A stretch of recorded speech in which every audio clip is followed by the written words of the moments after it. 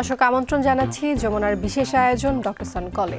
আপনাদের স্বাস্থ্য বিষয়ক নানান প্রশ্ন আর সেসবের তাৎক্ষণিক সমাধান নিয়ে আমাদের এই বিশেষ আয়োজন। আপনাদের সাথে পুরো আয়োজন জুড়ে সাথে আছি আমি ডাক্তার সিদ্রা ইকবাল। আমাদের এই আয়োজনে থাকছেন দেশ বরেণ্য আর আধুনিক চিকিৎসা বিজ্ঞানে দক্ষ চিকিৎসকরা। আজ আমাদের আলোচনার বিষয় দীর্ঘমেয়াদী কিডনি রোগ। আলোচনার জন্য সাথে অতিথি হিসাবে আছেন কিডনি মেডিসিন ও উচ্চ রক্তচাপ বিশেষজ্ঞ ডাক্তার মীর রাশেদুল হাসান, নেফ্রোলজিস্ট ও আবাসিক চিকিৎসক, national institute of kidney disease and urology. আমাদের বিশেষজ্ঞ চিকিৎসকের পরামর্শ পাওয়ার জন্য ফোন করুন 982405 নাম্বারে। স্যার, আপনাকে স্বাগত জানাচ্ছি ডক্টর সন কলে। জি, আপনাকেও ধন্যবাদ।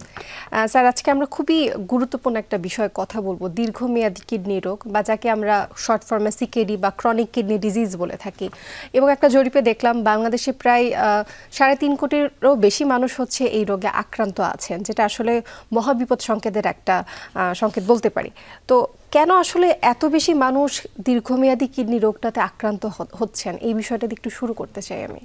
আচ্ছা, ধন্যবাদ আপনাকে। আমি প্রথমে বলতে চাই ক্রনিক কিডনি ডিজিজ বা দীর্ঘমেয়াদী কিডনি রোগ, এটি বাংলাদেশে যেহেতু এটি একটি ক্রনিক ডিজিজ, প্রতিনিয়ত এই রোগটা বাড়ছে এবং বর্তমানে প্রায় বাংলাদেশের অলমোস্ট 20% পেশেন্ট এই রোগে আক্রান্ত হচ্ছে। এই রোগ আমরা সাধারণত, যেহেতু এটি একটি দীর্ঘমেয়াদী রোগ এবং এই রোগের যে যদি আমি ডেফিনেশন আকারে বলি বা সংজ্ঞায়িত যদি করি, আমরা বলে থাকি যে কোনো রোগীর যদি কিডনির স্ট্রাকচারাল অথবা ফাংশনাল অ্যাবনর্মালিটি, যেমন আমরা ফাংশনাল অ্যাবনর্মালিটি সাধারণত আমরা সেরাম ক্রিয়েটিনিন নামক একটা পরীক্ষা আছে যেটা দিয়ে আমরা করে থাকি, এবং এস্টিমেটেড জিএফআর বলে একটা পরীক্ষা আছে যেটা নির্ণয় করে আমরা বলতে পারি যে এটা যদি কারো 3 মাস ধরে বেশি থাকে তখন আমরা বলি যে আপনি দীর্ঘমেয়াদী কিডনি রোগ বা সিকেডিতে আপনি ভুগছেন। তাছাড়া এটা গেল ফাংশনাল ডেফিনেশনটা আমি বললাম। যদি আমি স্ট্রাকচারাল ডেফিনেশনটা বলি, যেমন একটা মানুষের কিডনিতে অনেকগুলো সিস্ট আছে, পানি ভর্তি কিছু টিউমারকে আমরা সিস্ট বলে থাকি। সেই সিস্ট যদি কারো অনেক দিন ধরে থাকে এবং এটা যদি তার শরীরের পার্শ্ব প্রতিক্রিয়ার কোনো কারণ হিসেবে থাকে, তখন আমরা এটাকে কিন্তু ক্রনিক কিডনি ডিজিজ বা দীর্ঘমেয়াদী কিডনি রোগ বলে সংজ্ঞায়িত করতে পারি। আচ্ছা, এখন যদি এর পিছনের কারণগুলো যদি আমরা খুঁজতে চাই যে দীর্ঘমেয়াদী কিডনি রোগ, তাহলে এটা কেন হলো, আমরা সাধারণত কারণকে আমরা খুব বেশি গুরুত্ব দিয়ে থাকি এবং বিশ্বব্যাপী সবচেয়ে বেশি কমন কারণ হচ্ছে ডায়াবেটিস মেলাইটাস, সবচেয়ে কমন ডায়াবেটিস।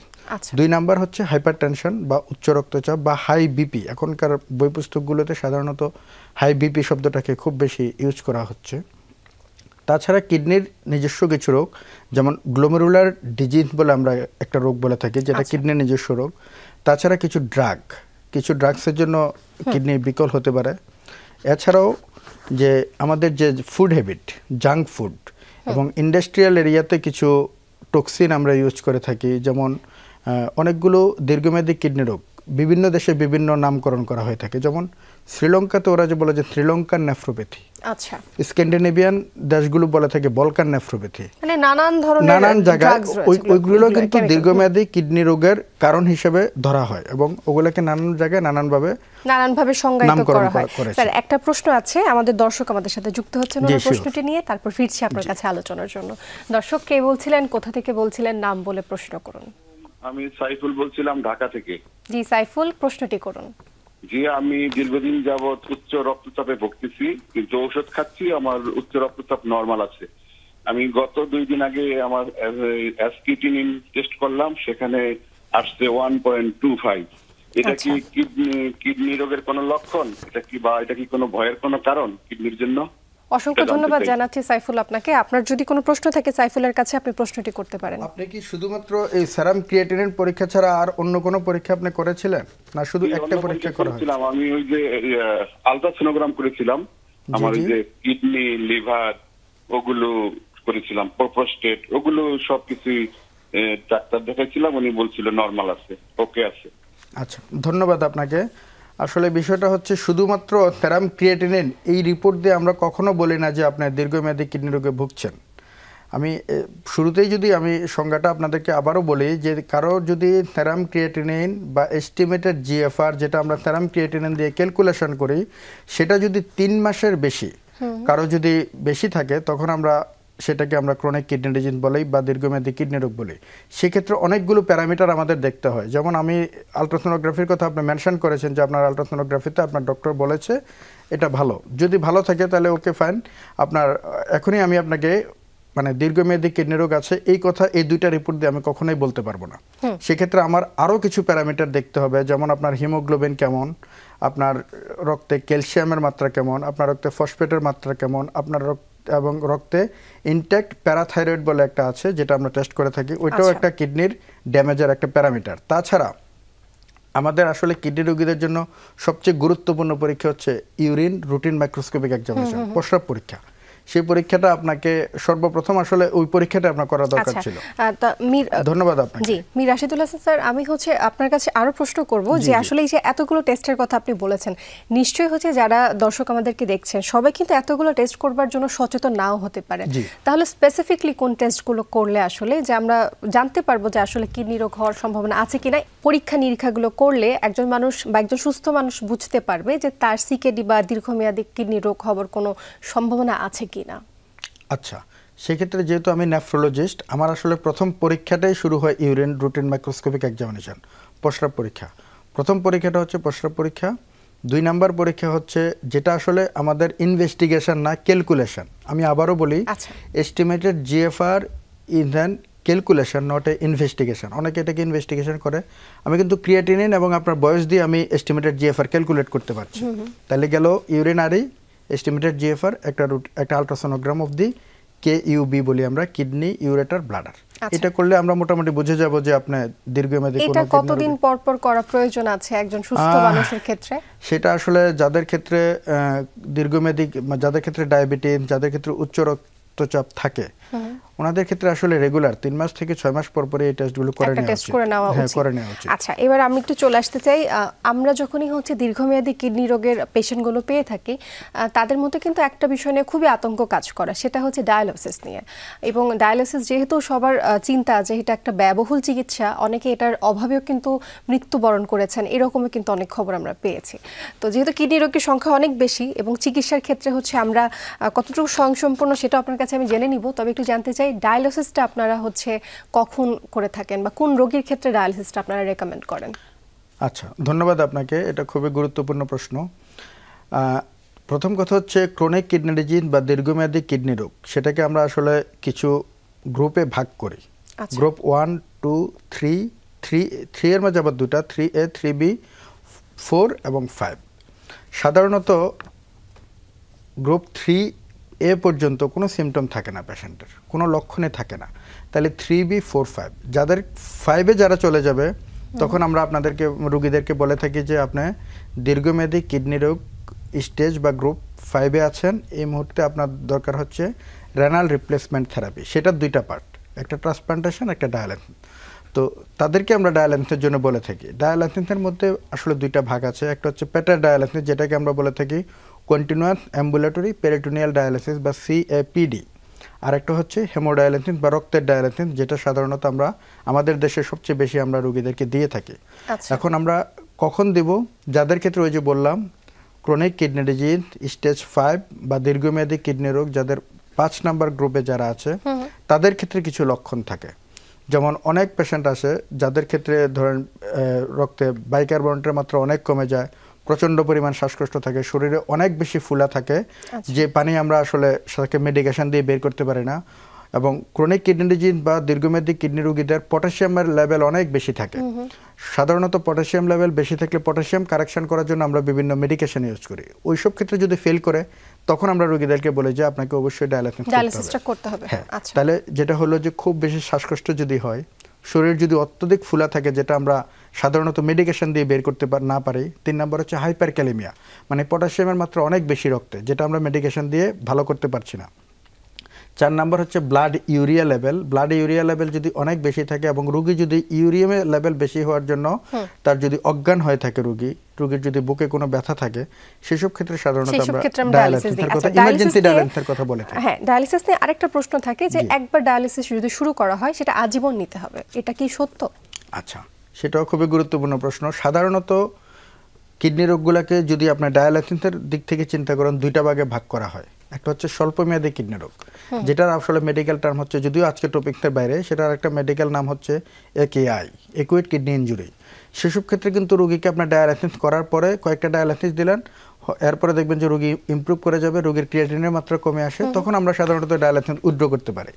কিন্তু যাদের ক্ষেত্রে দীর্ঘমেয়াদী কিডনি রোগ বা সিকেডি গ্রুপ 5 এর পেশেন্ট, তাদেরকে ক্ষেত্রে কিন্তু ডায়ালাইসিস কন্টিনিউ করে যেতে হবে লাইফ লং, যতদিন না পর্যন্ত তার জন্য সবচেয়ে ভালো চিকিৎসা যেটা রেনাল ট্রান্সপ্লান্টেশন যদি আপনি করতে না পারেন, তাহলে ডায়ালাইসিস দিয়ে ওনাকে বাকি জীবন। আপনি বারবার কিন্তু রেনাল ট্রান্সপ্লান্টেশনের কথাটা আমাদেরকে বলছেন, তো আমি একটু জানতে চাই যে আমাদের দেশে বা আপনি হচ্ছে যে ন্যাশনাল ইনস্টিটিউট অফ ইউরোলজিতে আছেন বা নিগডু যাকে বলি আমরা, সেখানে আছেন, তো সেখানে হচ্ছে এই থেরাপিটিকে আপনারা দিচ্ছেন? জি, আমাদের ওখানে নিগডুতে এখন খুবই বেশি, মানে আগের চেয়ে অনেক বেশি ট্রান্সপ্লান্টেশন হচ্ছে এবং আমরা এটা নিয়ে অনেক বেশি কাজ করছি। আচ্ছা, ট্রান্সপ্লান্টেশন, আমি এটা নিয়ে একটু পরিষ্কার হতে চাই, এটার মানে কি কিডনি প্রতিস্থাপন করা? জি জি। আচ্ছা, কিডনি প্রতিস্থাপন হচ্ছে আমাদের দেশে এবং এটার সাকসেস রেটটা কেমন?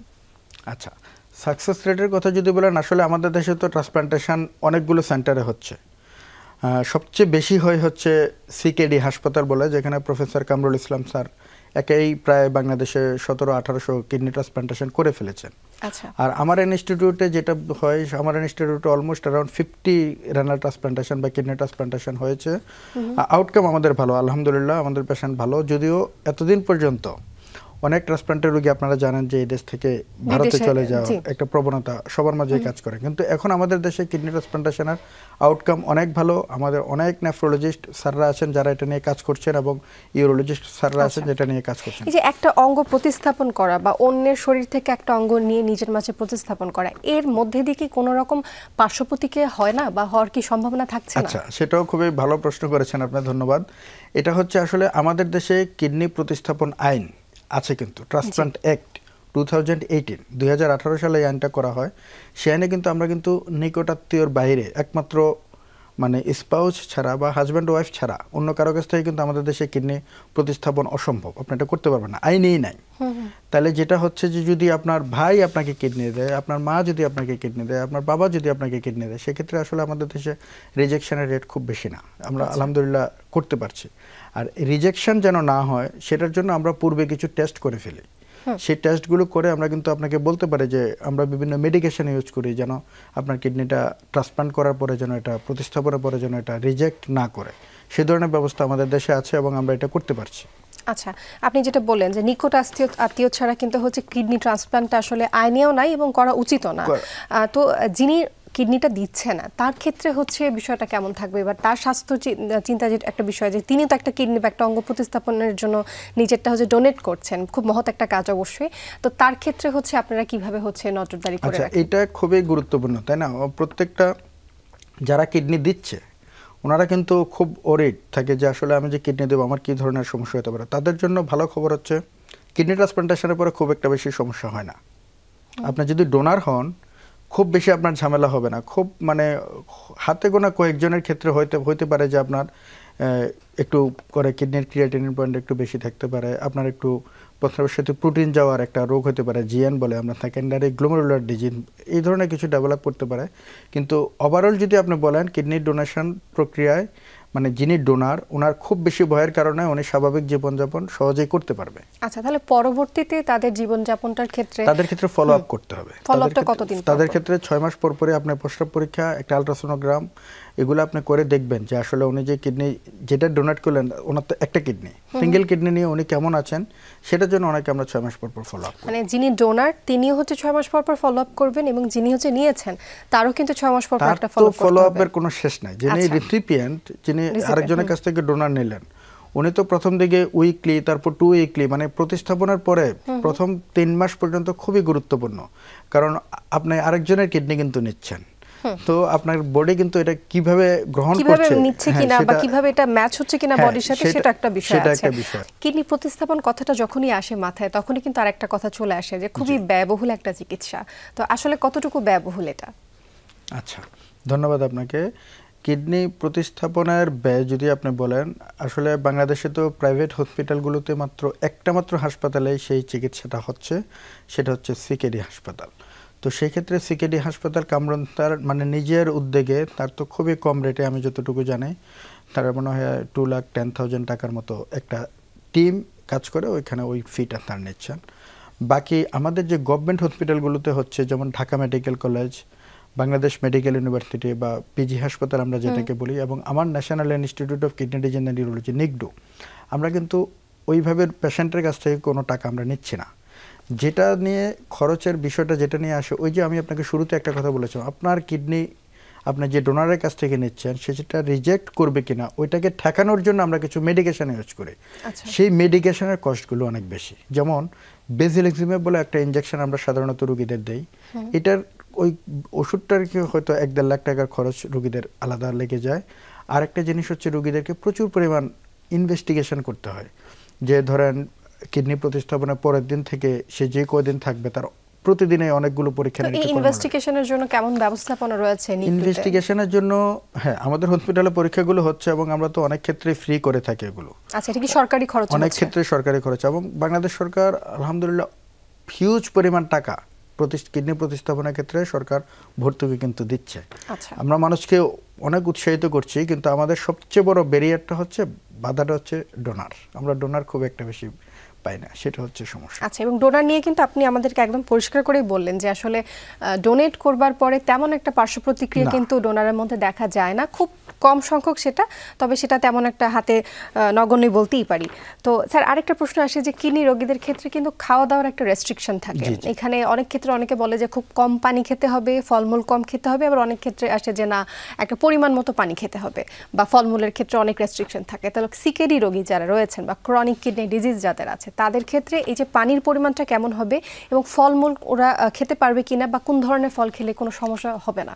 আচ্ছা, ধন্যবাদ আপনাকে। এই জিনিসটা, এটার খুবই চমৎকার একটা উত্তর আমি আপনাকে দিচ্ছি, যে প্রত্যেকটা জিনিস হচ্ছে এখানে ইন্ডিভিজুয়ালাইজড। আচ্ছা, মানে আমি যখন সাধারণত রোগী দেখি, সেটা নেগডুতে হোক বা প্রাইভেট চেম্বারে হোক, রোগীরা যে কাজটা করে, রোগীরা অনেক সময় আমার কাছে জানতে চায় যে আপনি একটা খাবারের তালিকা আমাদেরকে দেন। আমি বললাম খাবারের তো আসলে আপনার জন্য তালিকা একরকম হবে, অন্য আরেকটা পেশেন্টের জন্য আরেক রকম তালিকা হবে। যেমন আপনি অনেক বেশি ফুলা, আপনার শরীর অনেক বেশি ফুলা, আপনি হিউজ পরিমাণ পানি খাচ্ছেন, কিন্তু আপনার দেখা গেল ক্রিয়েটিনিন অনেক বেশি।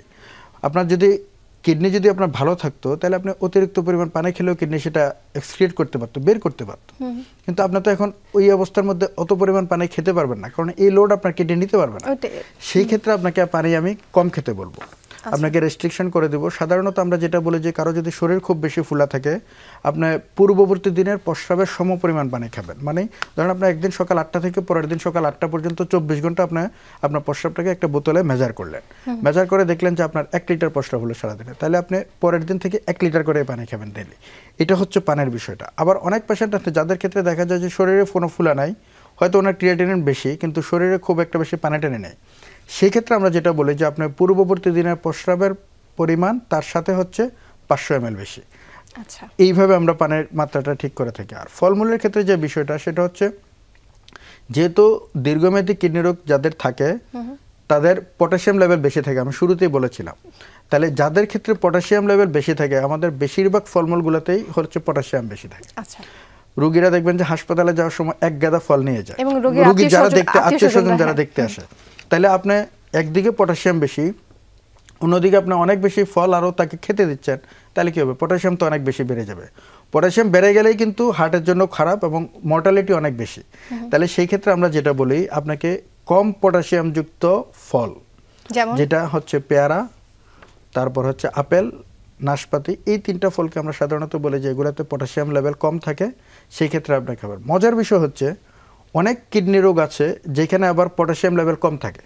যেমন কোনো রোগী আছে যাদের প্রস্রাবের সাথে পটাশিয়াম চলে যায়, তখন এটাকে পটাশিয়াম ওয়াস্টিং ডিজিজ আমরা বলে থাকি, পটাশিয়াম ওয়াস্টিং ডিজিজ। যাদের ক্ষেত্রে পটাশিয়াম কম, আমি যদি তাকেও বলি যে ভাই আপনি ফল খাওয়া বন্ধ করে দেন, তাহলে তো হলো না। এই জন্য আমি শুরুতে একটা কথা বলেছিলাম যে এটা হচ্ছে ইন্ডিভিজুয়ালাইজড, এক একটা রোগীর ক্ষেত্রে এক এক রকম হবে। এবং শুধুমাত্র সিকিডি রোগীর ম্যানেজমেন্টের এর যে ডায়েটারি অ্যাডভাইস, এটার জন্য আমাদের অনেক সময় ব্যয় করতে হয় রোগীদের পিছনে, যে তাকে আমার বলতে হয় যে বাবা আপনি এটা খাবেন, ওটা খাবেন, এটা খাবেন না।